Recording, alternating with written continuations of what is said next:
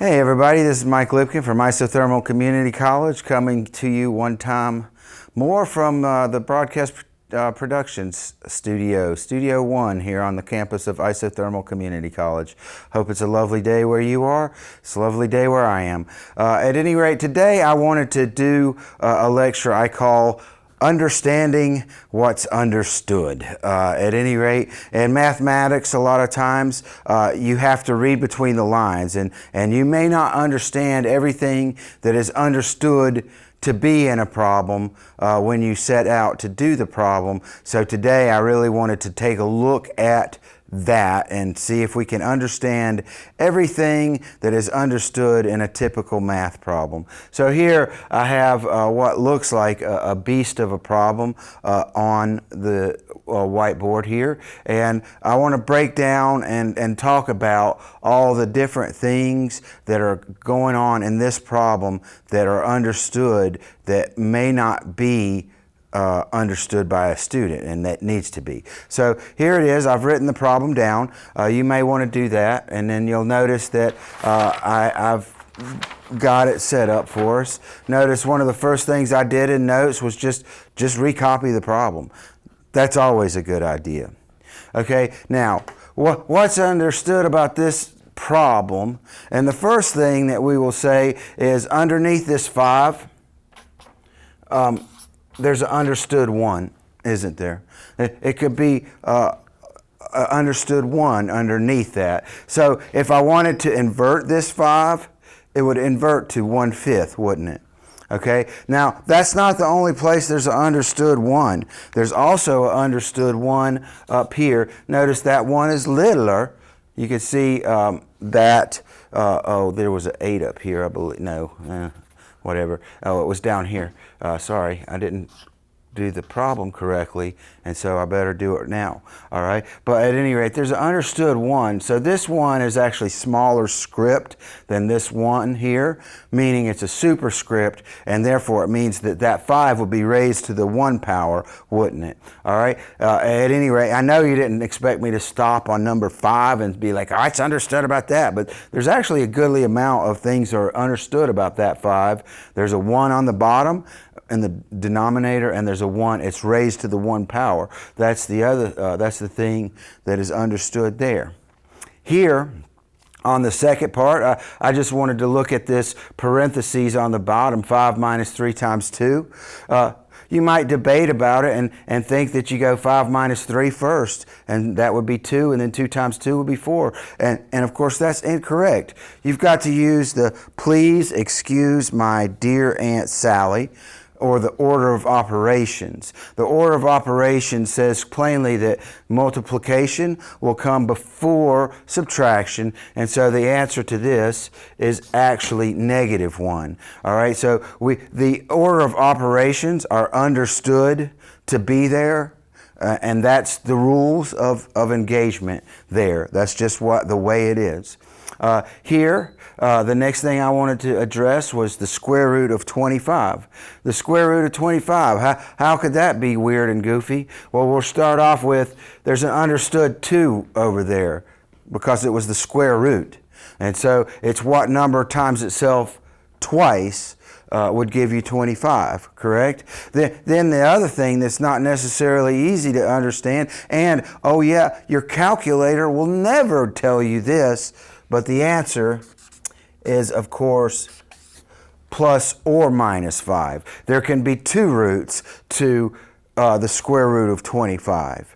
It could be either positive 5 or negative 5. So up here in the original problem, there actually could be 2 solutions to this problem. Did you know that? Did you understand that that would be understood just by looking at the problem? Anyway, that's what we're here for today, at any rate. So this is more typical radical, the cubic root of 8. Now, you might think to yourself, well, since the square root, it's got an understood 2, it's got 2 answers, maybe this thing has 3 answers. Well, it doesn't. It only has 1. It's 2. Okay, and now here, there is one other thing that I wanted to talk about. Do you remember the understood 1 that went with the 8? Okay, and so what happens or one way of doing this on a calculator is to use the cubic root button. But let's say that was some weirder radical 5 or whatever. What would you do with that? You take the 3 that is on the outside and you come in here and it comes in. I probably shouldn't whistle, sorry about the whistle, but at any rate, the 3 comes in here and gets underneath that 1, and we could say 8 to the 1/3 power.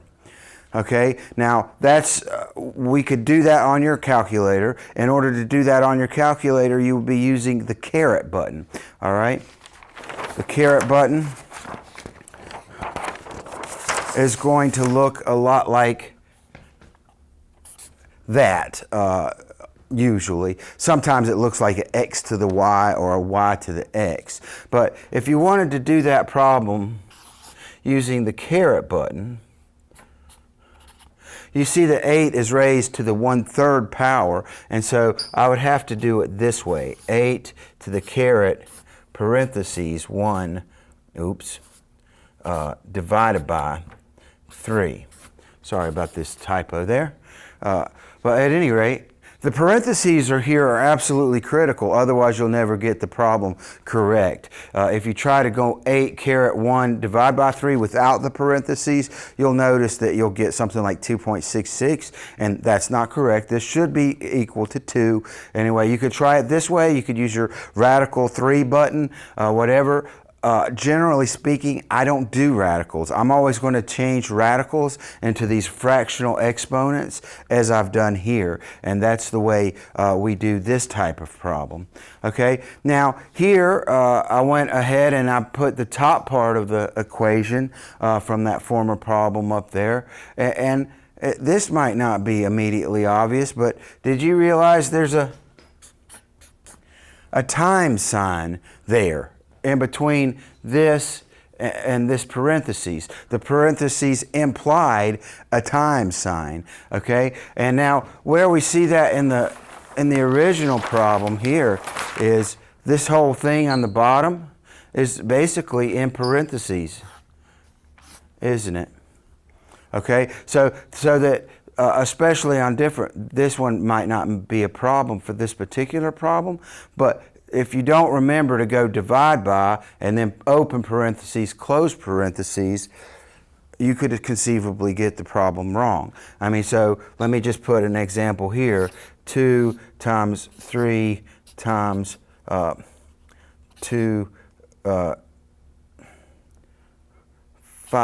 minus 3 times, like this, okay?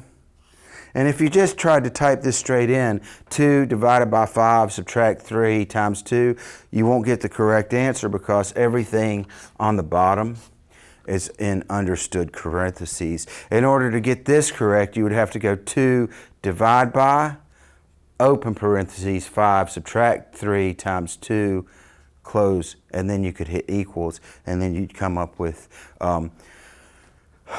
your number there, okay? At any rate, so you can have understood parentheses around the bottom of problems sometimes, and so that's another thing that could be understood to be there. Last but not least, we have this 6 times 10 to the 0. You'll notice that I didn't read that as 6E0. That would mean something completely different to most mathematicians. What this means is it's scientific notation, and it's 6 times 10 to the 0 power. Sorry, that 0 is a little wonky there. And of course, this is equal to 6.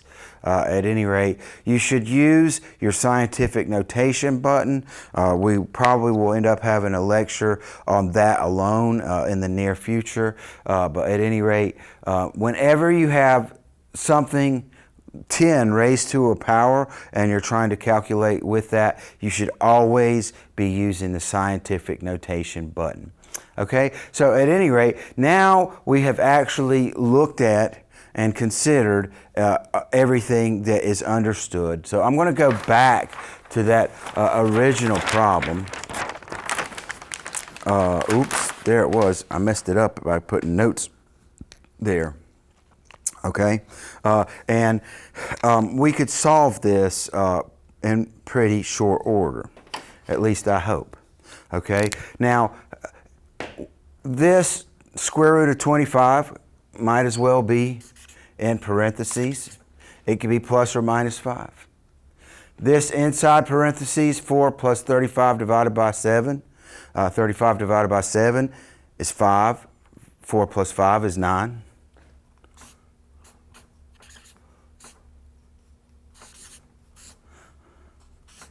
Okay, you can see me taking good notes along the way, which is from video 1, of course. Notice I'm doing the third. I left it there so I'd know what to do with it later on. Okay, and then down here, I'm just going to go ahead and go 5 minus 6. Well, that's negative 1. Negative 1 will be raised to the 8th power. Okay, and you can see that pretty quickly I can turn this into this problem. I didn't violate any of the order of operations here because everything I did in that step could have been put in their own parentheses, and so we're fine here. Okay, now we can go ahead and finish this problem. A third times 9 would be 3, so plus or minus 5 times 3 over, I wonder what negative 1 to the 8th power would be. Well, since it's an even number power and negative 1 times itself 8 times will end up giving you just 1. Actually, I can just ignore that, can't I? Okay? I'm getting awfully close to being done with this problem, aren't I? Plus 5 times 3 would be 15. Who cares about dividing by 1? 15 plus 6 would be one answer. And then to finish this problem up, because indeed there would actually be 2 answers to this, we could also say negative 5 times 3 would be negative 15.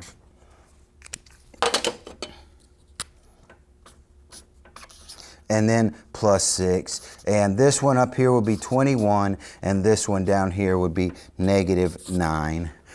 At any rate, that's understanding what's understood. I've tried to be really quite categorical in going through, and between Mr. Lever and I, we couldn't think of anything else that we'd ever need our students to be looking at least not in these basic lectures. When we have more complicated ones, then we'll get to those. But for right now, I think we have understood what is understood.